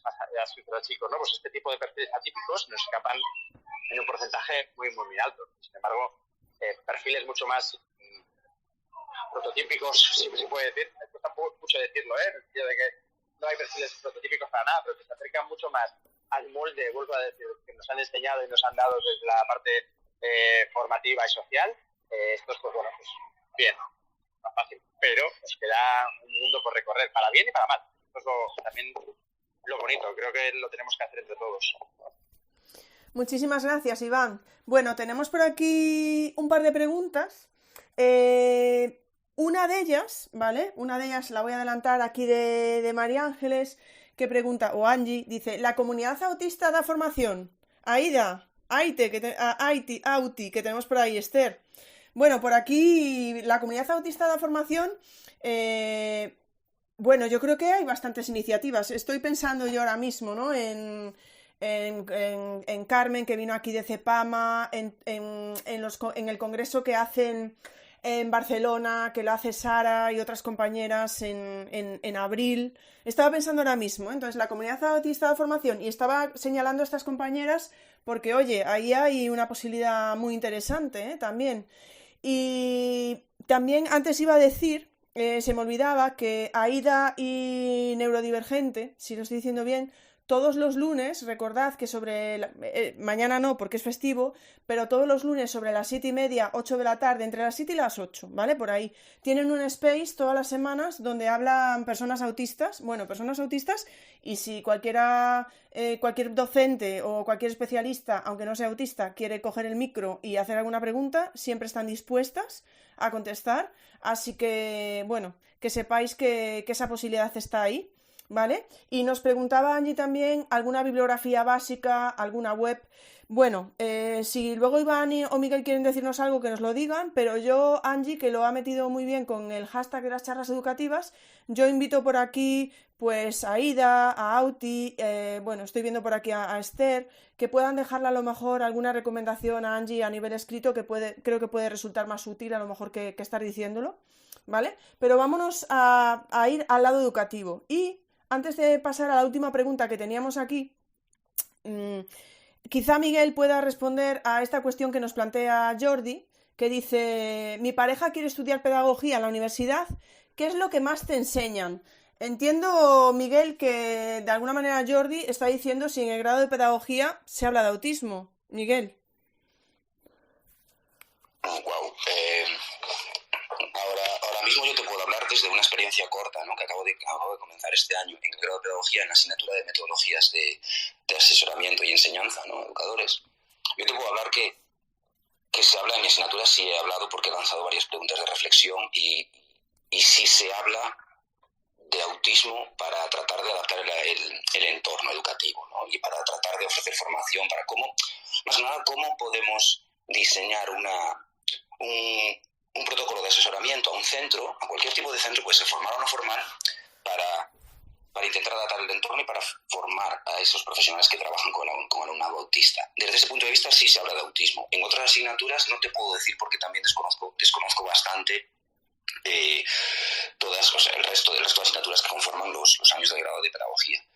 Yo te puedo decir que sí, es lo que me esperaría y lo que creo yo que sí, pero no te puedo responder rotundamente, ¿vale? Yo lo siento, no te puedo responder. Sé que en educación especial se estudia, en grado de primaria, infantil, pues hay asignaturas en las que se trabaja un poquito, en máster de psicopedagogía sí, y se debe, además. Y luego, pues no sé, pero bueno, yo siento que no puedo responderte. Tampoco quiero decir nada que no sea cierto y por ahí de que lo sé y no lo sé, o sea, no te puedo decir claramente. Muchas gracias, Miguel. Bueno, yo ahí lo único que quiero aportar como profesora de universidad que soy es que me da la sensación, y bueno, Iván, Miguel, ojalá fuera de otra manera, y yo creo que eso se acabará extendiendo y que de algún modo, ¿no?, ya se ha hecho, pero que puede depender un poco del profesor o de la profesora. Por ejemplo, en mi caso, pues obviamente que estoy tan metida con todo esto, siempre sale, ¿vale? Por un lado, por otro, sale, ¿vale? Entonces, bueno, no sé, yo lo dejo ahí. No digo que esa sea la manera adecuada de hacerlo, no es que tenga que salir, es que tiene que estar ahí, ¿no? Y tiene que ser parte del temario, etcétera. Pero bueno, en fin, no sé, es que yo aquí a veces me resulta complicado el hecho de toda la temática que tiene que ver con atención a la diversidad me parece tan inmensa que a veces no sabría bien cómo poder encajarla dentro de... En mi caso no es pedagogía, son los grados de infantil, de maestro, maestra de infantil, o de primaria, o de docente de secundaria, ¿no? Pero bueno, tienen que estar ahí, pero me resulta complejo a veces. No sé cómo debería encajarse. Creo que debería encajarse, sí o sí, pero no sé. Ahora es cuando me he liado y no debería, pero bueno, vamos a dejarlo ahí. Luego Iván y Miguel, si queréis decir algo, pues lo decís al respecto. Siempre me resulta como la parte más importante que tenemos que tener en cuenta, la atención a la diversidad. Pero ¿cómo? Miguel, sí que querías decir algo. No, que sí, que lo estoy comprobando aquí, por ejemplo, en grado de pedagogía, porque otras, la Universidad Complutense sí que se trabaja, por ejemplo, la atención a la diversidad en general, y dentro de esa atención a la diversidad sí que se habla de autismo, pero no de manera específica en una asignatura dedicada especialmente al autismo. Eso sí que no lo veo. Y claro, para la formación sobre autismo siempre te puedes ir a másters y a expertos sobre autismo que hay en la UNIR y en otras universidades. Eso sí que lo sé. Claro, es que es eso, al final parece que se tiene que quedar en pinceladas, en fin, no sé, me parece muy complicado. Me parece un tema muy complicado y que como creo que ya he metido bastante la pata hablando, voy a pasar a la última pregunta que teníamos. Voy a empezar por ti, Miguel. Hay una pregunta de Angie que yo creo que va en la línea de la última pregunta que tenemos, ¿vale? Porque Angie dice, ¿creéis que la atención que se da al alumnado autista en los coles e institutos es suficiente? ¿Es suficiente con los apoyos y adaptaciones que reciben? ¿Es suficiente con un aula TEA? Esta es la pregunta que hace Angie, ¿vale? Y la última pregunta que teníamos nosotros es hacer recomendación para los docentes que nos están escuchando y o para las familias. Entonces, bueno, no sé si queréis cogerlas por separadas o juntas, Miguel, te dejo. Vale, pues sí que son por separado, pues es bastante complicado, ¿no? Responder a todo y bueno, ya partimos desde el punto de que nadie es que tenga la razón ni existe una varita mágica, ¿vale? Yo creo que es bastante complicado porque cada persona es diferente, así como cada autista es diferente. Entonces yo creo que dentro del contexto que tenga cada centro o ya yéndonos a cada aula, cada espacio educativo, creo que es lo que se debe hacer, ¿no? Analizar la situación, el contexto. Y en este caso lo de que las aulas TEA o las aulas TEA pues pueden traer también controversia, ¿no? Porque desde un aula TEA, si sacamos a un alumno autista de clase, ¿en qué momento es esta inclusión, ¿no? Y creo que hay que ver por qué se quita, por qué se lleva a un aula TEA y por qué se ponen a todos los alumnos TEA en esta aula y cómo se entiende, ¿no?, las aulas TEA. Yo creo que esto es lo que habría que aumentar la formación sobre esto para que tampoco se extienda la idea equivocada, ¿no?, sobre las aulas TEA. Y que yo tampoco soy especialista sobre aulas TEA, ya os anticipo. En cuanto a las... No sé, la otra pregunta era sobre las recomendaciones. Eso es. Sí, en educación para alumnado autista, pues yo lo veo un poco eso, en función del contexto, y luego habría que ver las variables que existen en el entorno, porque puede ser la arquitectura, que aprendemos muchísimo de un autista que anda por ahí por las redes, ¿no? Tenemos que ver la arquitectura, el espacio, los tiempos, las rutinas, los sonidos, el ruido del ambiente, el tipo de compañeros que se tiene, porque también es verdad, el grado de conocimiento que tienen sobre el autismo los compañeros de ese alumnado autista en este caso, y luego las familias, y luego la divulgación que se hace dentro del centro y también con los compañeros. Entonces, primero crear una comunidad de aprendizaje, ¿no?, de todo el profesorado de ese centro creo yo, para saber sobre el autismo. Y a partir de ahí, también al mismo tiempo conocer a la persona y conocer a un autista, a la familia, y cómo podemos adaptar el entorno a esa persona o a varias personas. Es una tarea tremendamente complicada, ¿no?, porque cada persona es diferente, como he dicho. Pero yo estaba mirando un perfil de Kerry Murphy, ¿no?, que ya es inglesa, está en Reino Unido, y elaboró un camino hacia el enfoque de afirmación de la neurodiversidad, ¿no? Y también centrándose un poco en el autismo, ¿no?, que va desde la zona de confort, donde se encuentra una institución, y de cómo puede ir de esa zona de confort de inacción, ¿no?, de recibir al alumnado autista, y cómo puede ir cambiando hacia la zona de crecimiento, ¿no? Y esto te puede ser aplicable a cualquier tipo de empresa, no solo a un colegio, ¿no? Yo lo enfoco más en un centro educativo.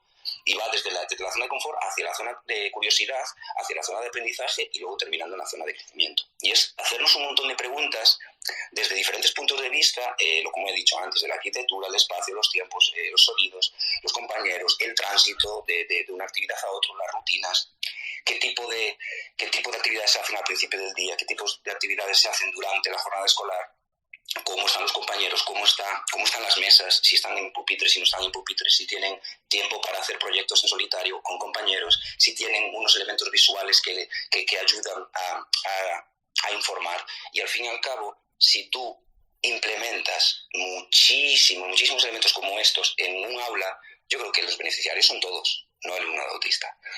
Entonces, yo creo que esto es, y pasa muy parecido a lo de las altas capacidades. Si tú enfocas un centro educativo, un aula, un espacio educativo hacia el crecimiento personal de una persona, todas las demás se van a ver beneficiadas, creo yo.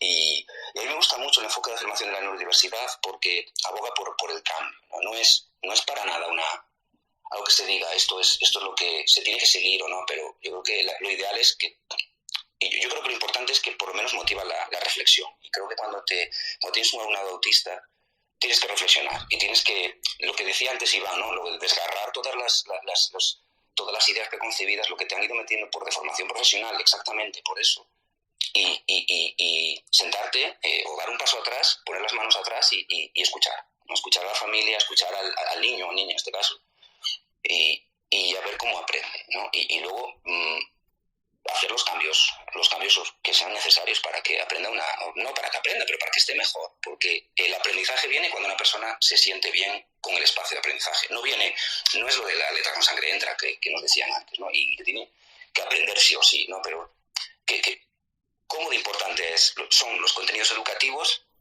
en el alumnado si la persona está infeliz, ¿no? En un espacio educativo, no es aceptada, no es incluida, no saben cómo ayudarle, por ejemplo, no sabemos cómo ayudar a esa persona. ¿Qué importancia tienen los contenidos? Yo creo que los contenidos deberían estar al margen, ¿no? Luego, si vamos a los centros de educación especial, ahí ya no, aquí en España ya no conozco, yo conozco Inglaterra porque trabajé allí, pero en España no he trabajado, sí que tengo amigos que trabajan en educación especial y ya es otro tema también controvertido, ¿no? La existencia o no de los centros de educación especial, y luego ese ya es otro tema en el que no voy a entrar. Pero yo creo que la inclusión tiene que ser inclusión real y no existe una varita mágica y, por ejemplo, si podemos intervenir desde mi punto de vista, que soy maestro, soy orientador de un cole, pedagogías alternativas, de pedagogía activa, lo que funciona muy bien es, primero, darle espacio y tiempo, respetar su ritmo y que él, en este caso, si tengo un niño o una niña, que vaya viendo los ritmos del día a día y estar atentos. Tenemos que estar, yo creo que debería ser nuestra máxima, debería ser escuchar y observar. Y estar atentos al ritmo para luego ir introduciendo pequeños cambios, como puede ser en el espacio, como pueden ser cambios de conceder un poquito de información, cambios visuales, aumentar la formación y a partir de ahí crecer, ¿no? Con reuniones periódicas con la familia. Yo eso es lo que haría, ¿no? Más que nada, lo que le he dicho a algunas familias que me han preguntado sobre el autismo, lo que he dicho es, mira, que realmente tengamos el diagnóstico o no, porque me preguntan sobre eso. Yo del diagnóstico no hablo, porque eso es una cosa que no me compete. Estoy no formado sobre ello, ¿vale? No me compete y no me voy a meter en eso, pero desde el punto de vista educativo tengamos el diagnóstico o no, a nosotros nadie nos quita de establecer los cambios oportunos, ¿no? Nosotros podemos diseñar un programa de intervención o de cambio del entorno para adaptarnos al perfil individual. Podemos diseñarlo independientemente de tener o no el diagnóstico, ¿no? Y bueno, esto es lo que quería decir. No sé si hay otra pregunta sobre cómo yo contaría con la familia. No sé, dime, Ingrid, perdona. Sí, mira, hay otra pregunta. Hay otra pregunta que nos surge por aquí. Me ha encantado tu intervención, Miguel, como todas las anteriores. Cristina, y esta te la hago a ti, Miguel. Te la hago a ti porque Cristina nos dice: ¿creéis que esta nueva manera inclusiva de dar los apoyos a los alumnos TEA, de PT y AL, siempre dentro de las aulas ordinarias, les perjudica más que beneficia por no tener ese rato de descanso sensorial del aula ordinaria? Yo creo que son compatibles, ¿eh? Yo creo que sí, a mí, ¿no? Es a mí, ¿no? Ingrid, sí que es conmigo. Sí, es a ti. Sigo contigo. Gracias. Yo creo que son compatibles. Yo creo que es compatible porque cualquier persona necesita un break de vez en cuando, ¿vale? Nosotros estamos en un lugar donde hay multitud de estímulos y si en algún momento necesito salir, pues salgo y luego vuelvo. Y eso es lo que creo que habría que reconocer, que no es que sea del autista, necesita un descanso. No, yo creo que todas las personas, como necesitamos un descanso, también la persona autista necesita un descanso. Entonces, si ya se introduce esa posibilidad, pues ya se reduce muchísimo la ansiedad, porque ya no hay la presión de que tengo que estar en el ambiente. La perspectiva inclusiva, lo que decías de que pensamos, ¿no? Lo que sí he entendido bien la pregunta, ¿qué pensamos de la perspectiva inclusiva de si beneficia, ¿no? Eso yo creo que beneficia siempre, incluir. Y centrándonos en la persona, yo creo que debemos respetar el ritmo individual de la persona. Y si es una perspectiva inclusiva, de eso se trata, ¿no? De incluir a todos, no solo al autista, sino también al creativo, al que a lo mejor no le gusta salir al recreo con todo el mundo porque hay mucho ruido y no es autista para nada. O aquella niña o niño introvertido, pues también deberíamos respetar que no quiera participar en una asamblea o participar en una ronda de preguntas. De esta misma manera que respetamos todas estas cosas, yo creo que se predica con el ejemplo. Y si tú en un aula y en un espacio educativo, pues tratas a todos de la misma manera, introduciendo las modificaciones del entorno, del espacio, que sean oportunas, pero igualmente respetando, yo creo que también el alumnado lo va a ver, ¿no? Y va a mamar de ese ambiente inclusivo, ¿no? De ese ambiente de respeto hacia todos. Bueno, pues ahora necesito un descanso, pues ahora Pepito necesita un descanso. Pues nada, y se va y ya está, y no pasa nada, y seguimos, y luego cuando venga, pues viene y a lo mejor tú necesitas un descanso. Y un poco de quitarle hierro al asunto y normalizar para que seamos una sociedad pues un poco más empática, ¿no? Que es lo que se habla de empatía en el autismo, pero es que la empatía yo creo que por su ausencia en la sociedad. Y por ejemplo, yo lo veo como 4 áreas diferentes en educación, como comunicación e información, ambiente, estado emocional y estilo de aprendizaje, ¿no? Es que he hecho también un diagrama. Y nada, que debemos intervenir primero, no intervenir, pero debemos estar presentes y acompañar el proceso de anticipación de información, de la utilización de comunicación aumentativa y alternativa, si hace falta, visuales, la información de antes, después y qué pasa luego, historias sociales, tiras cómicas, y todo esto no hace falta tampoco implementarlo solamente con el alumnado autista, sino que esto beneficia a todo el mundo, ¿no? La información en transiciones, un vocabulario claro y breve. Y luego, si nos vamos al ambiente, pues identificando una persona segura, ¿no? Hay momentos para la consulta con esa persona segura, para el descanso y que se vaya a hablar con esa persona segura, con ese vínculo. Y tutorías para identificar situaciones de exclusión, inteligencia emocional, momentos para la interocepción, que también es importantísimo, ¿no? Y no estoy hablando de tener un aula TEA, estoy hablando de que a lo mejor o dentro del aula o en otro aula, pues cualquier persona que quiera pues puede ir a descansar, puede a estirar las piernas o puede hacer streaming si quiere, como si quiera hacerlo dentro del aula, será lo mismo. Las dramatizaciones, por ejemplo. Si nos vamos ahora al estado emocional, pues espacios interiores y exteriores dinámicos, inclusivos, que esto suena súper generalista, pero dinámico e inclusivo pues quiere decir ni más ni menos que todo el mundo puede acceder y que puede ir cambiando la dedicación de este espacio.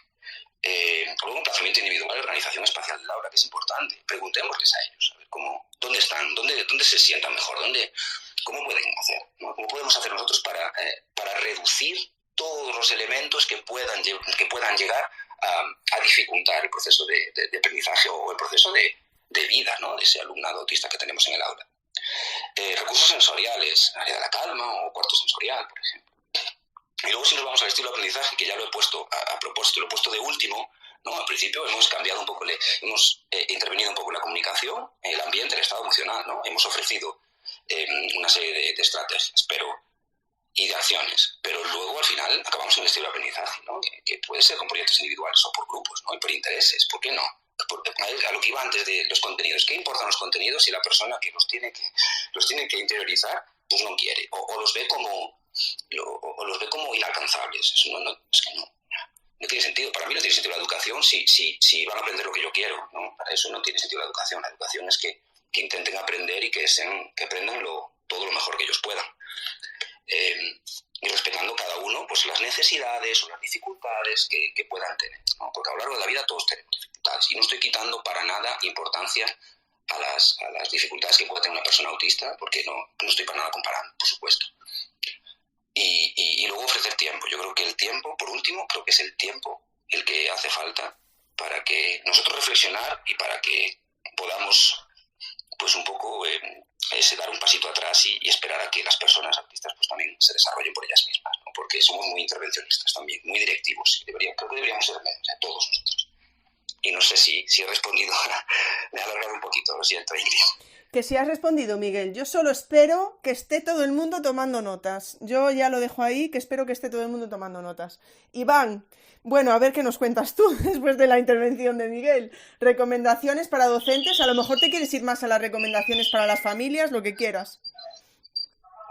Bueno, para redondear lo que decía Miguel, que ha hecho una exposición súper exhaustiva de todas las medidas. Para mí la clave está en medidas concretas, no medidas concretas. Si tenemos suficiente, no tenemos suficiente con las aulas TEA, sí, no. Para mí la clave está en que hasta que realmente no se necesita una inclusión real, me parece que siempre nos va a quedar camino. Y para mí la inclusión real será cuando la familia, cuando el peque, yo siempre hablo desde consulta y siempre hablo desde mis familias y mis peques, ¿no?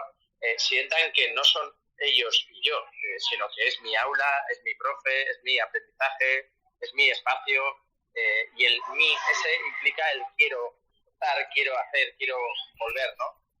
Me encuentro en los últimos tiempos, afortunadamente, a muchos profes que cuando comenzamos un camino con un peque con autismo, a menudo cuando me llama o nos reunimos, ¿no? Para empezar un poco la coordinación, se le ve el brillo en los ojos y eso me parece inclusión, ¿no? Empezar desde ahí, luego lo podemos hacer mejor o peor y entre todos, y me refiero a todos, familia, peques, profesionales educativos, profesionales sanitarios, entre todos luego intentaremos readaptarnos o darnos feedback de cara a, ostras, pues esto no funciona, vamos a ver si está de otra forma, ¿no? O mira, es que yo creo que esto no debería ir así porque en este PEC esto no funciona como creíamos, ¿no?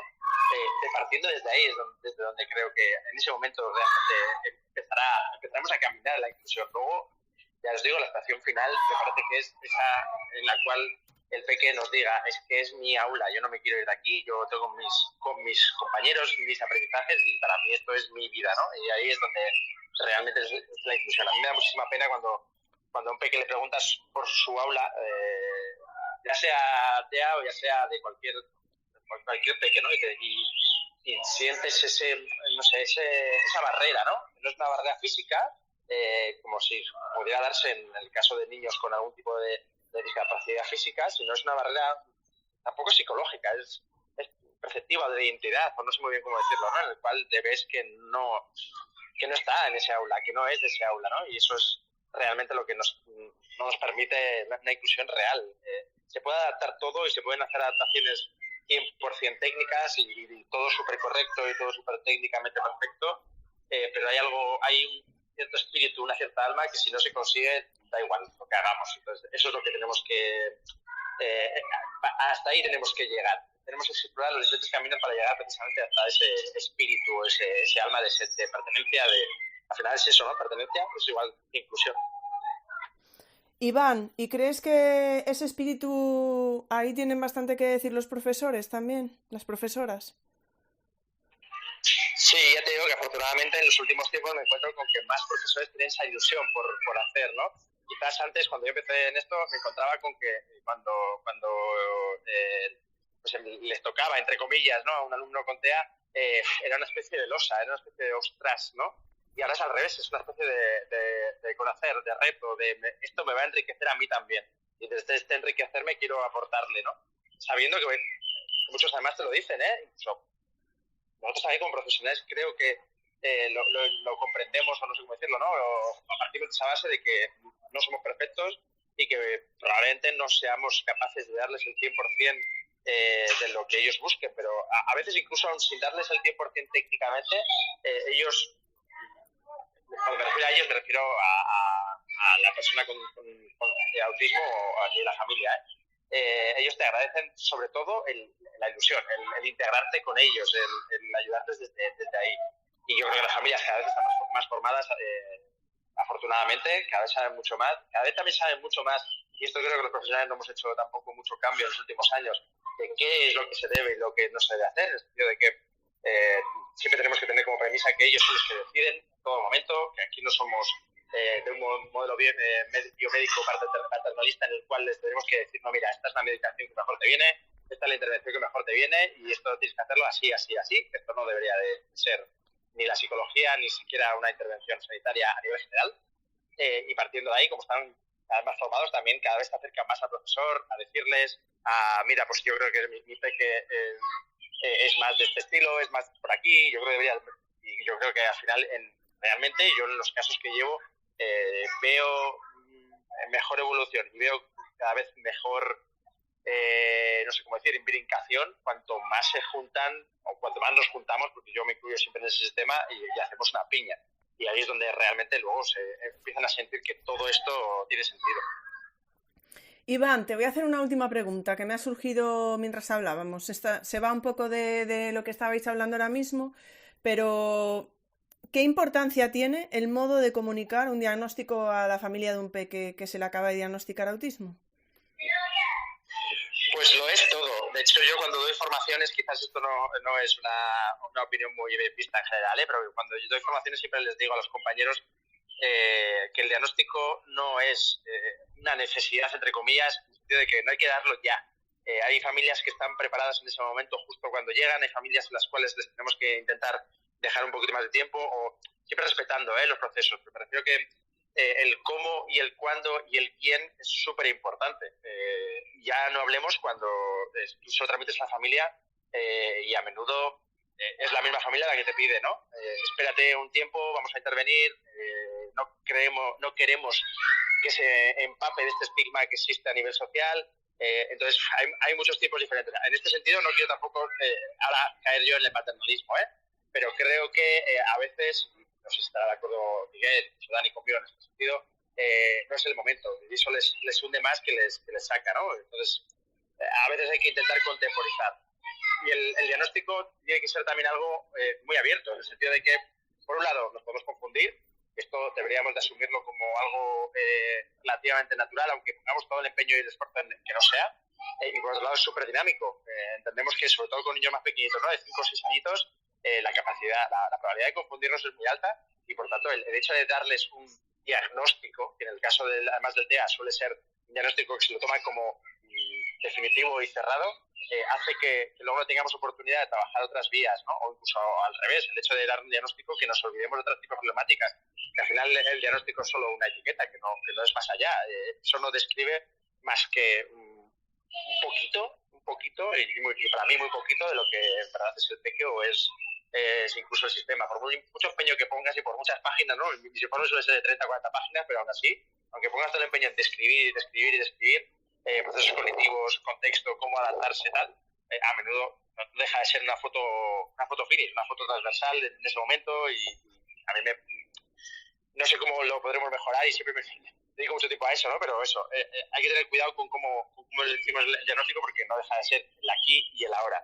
Y creo que en condiciones como el autismo se ve perfectamente que el aquí y el ahora es una parte muy pequeñita de lo que en verdad puede llegar a ser ese peque o lo que será en su vida, porque el desarrollo lo es todo. Muchísimas gracias, Iván. Bueno, Iván, Miguel, creo que no hay más preguntas. Sí que ha habido bastantes comentarios con las charlas educativas que luego los podréis ver. Muchísimas gracias a todo el claustro virtual y la comunidad autista que habéis estado por aquí hoy. Para mí ha sido una charla brutal, llena de muy buenos consejos también para todo el profesorado.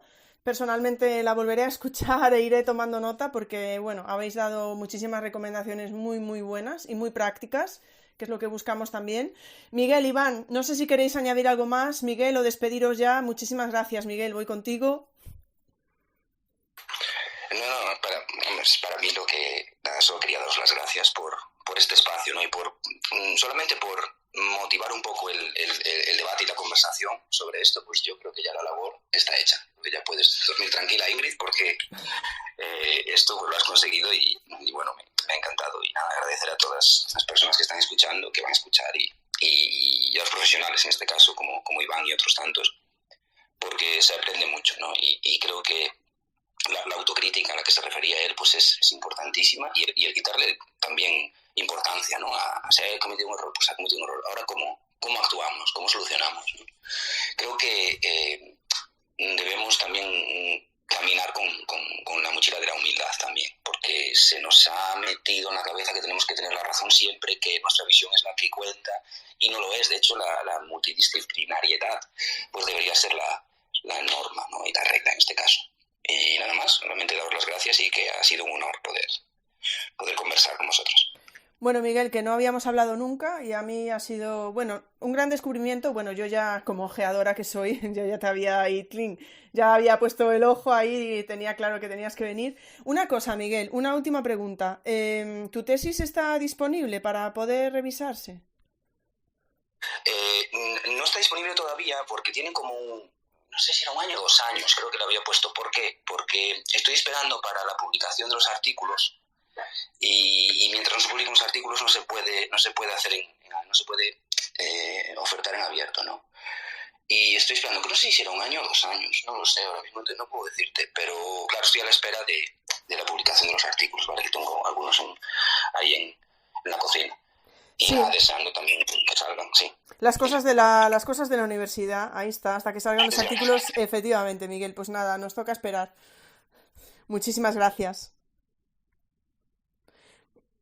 Gracias a ti, Ingrid, gracias a vosotros. Bueno, Iván, pues has repetido de nuevo y ya sabes, Miguel, no hay 1 sin 2, Iván, no hay 2 sin 3. Vale, ya, ahí pues, venga. Yo encantado de ello, la verdad. Y como una especie de cierre, darle las gracias a Miguel por todas las reflexiones. La verdad es que, además, con su deje gallego es es una especie de navegación lo que hace cuando habla, ¿no? En el sentido de que, joder, nos permite poder descubrir muchísimas cosas, ¿no? En sentido positivo, Miguel, no quiero decir a mal ni mucho menos, al revés. No te preocupes, Iván. El estilo reflexivo me encanta, porque al final eso es una especie de viaje en barco y es súper agradable. Y sobre todo, yo ya sabes que necesito decir lo que siento en cierta forma, decirles a las familias con niños TEA que guarden y esa forma especial que atesoran ellos, ese brillo especial, porque a mí me parece que para mí en consulta es lo que da sentido a que yo me dedique a esto, por lo menos hablando, ya sé que de manera muy egoísta y muy yoica, porque al final de verdad que hay veces que cuando hablo con compañeros y tengo casos de este tipo, ¿no? En los cuales siento que me aporta más a mí que yo aporto a ellos, en broma hablamos de que quizás deberíamos de ser nosotros quienes paguen por tenerlos en consulta, pero que atesoren esta especialidad, porque creo que esto es, para mí, el TEA supone una especie de principio de vida, en el sentido de que esa diversidad que precisamente tienen estos peques, para mí estos peques, porque además en los peques que creo que todavía son más diversos, es lo que nos debe hacer también respetar a todo el mundo, no solo porque tenga una condición o no, sino por su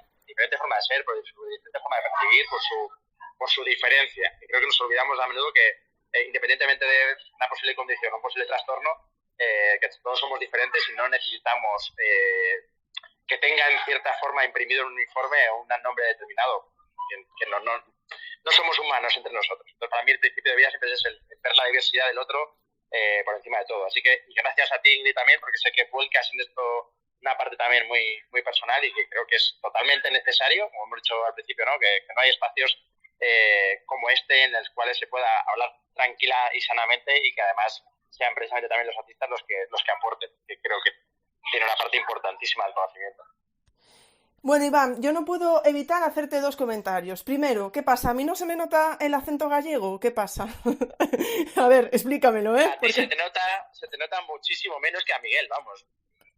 Igual es que no me balanceo en el viaje en barco como con Miguel cuando habla. Bueno, pues voy a tener que mirármelo. Y la segunda, lo siento, pero me ha surgido una pregunta, Iván, con lo que has dicho. Que has dicho como que a los peques se les nota más. ¿Puede ser que los peques aún no tengan ese lado de enmascaramiento, sean de una manera más naturales? ¿Puede ser, Iván?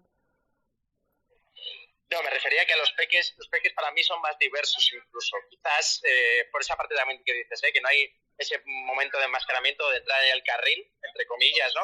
Permítaseme la figura un poco más literal, en el sentido de que los peques son más abiertos, más, no sé cómo decirlo, más blancos, entre comillas, y no necesitan ascribirse a ningún tipo de norma social. Entonces, para mí son mucho más diversos. Porque quizás luego en esa etapa, no sé, 8, 12, 14, que siempre hablamos también románticamente de ellos, ¿no? ¿En qué momento pierde la inocencia? Pues en ese momento que pierde la inocencia dejan de ser tan diversos, entre comillas, y nos convertimos en adultos más aburridos, y no hablo del TEA, hablo de todos. Creo que los adultos somos mucho más aburridos de lo que son los niños y los adolescentes, y por eso me metí en esto, claro. Bueno, pues muchísimas gracias a los dos. Me voy con mi acento. Ingrid, perdona. Dime. ¿Podría decir una cosa más? Disculpa. Por supuesto, Miguel. Con tu acento gallego que nos vas meciendo a todos. Mira, ahora parece que me está saliendo más acento ya directamente. Ya. No voy a entrar ahora a hacer acentos, pero bueno, el vasco también me gusta muchísimo. Y del norte y tal. Pero nada, solo quería decir que quería terminar un poquito con que me he acordado, ¿no? Cuando estaba hablando Iván ahora en su última intervención, me he acordado un poco de lo que me decía un chico autista en una de las entrevistas, que decía que, hablando así de la formación que había y de lo que se comunicaba sobre el autismo en formaciones, en carreras universitarias y en la sociedad, que a mí lo que me destacó muchísimo es: Miguel, utiliza mis palabras, utiliza mis frases, porque lo que al final he destacado en la tesis pues fueron frases en primera persona, y es importantísimo, cuando hablaba de sus estudios universitarios, cuando hablaba de su infancia, cuando hablaba del proceso diagnóstico, que utilizase, si voy a hablar de esto, que utilizase frases en primera persona, ¿no? De la voz autista, y es lo que quiero destacar, ¿no? Que imaginaos si la formación sobre el autismo comenzase con la voz autista, con frases sobre sus vivencias, ¿no? Es lo que quería decir, solamente eso. ¿Cuántos estereotipos podrían cambiarse? Nada más. Bueno, pues muchísimas gracias a los dos. Voy a parar ya, Iván, voy a parar con la broma esta. Me voy. Es que no puedo, ya me ha dado la risa y ya no puedo más. Así que vamos a dejarlo ahí. Muchísimas gracias, Claustro Virtual, muchísimas gracias, Comunidad Autista, muchísimas gracias, Miguel, un poquito menos de gracias a Iván, no, que es broma. Muchísimas gracias, Iván, muchísimas gracias, Miguel. Y nada, me pongo con el podcast, ya lo sabéis. Y oye, Miguel, Iván, el miércoles, 3 autistas en primera persona, Emilio, NeuroRandom y Cristian. Así que con ellos hablamos el miércoles. Un abrazo muy grande y hasta la siguiente. Hasta luego, chao, chao. Gracias a ti. Chao. Hasta luego. Hasta luego, gracias.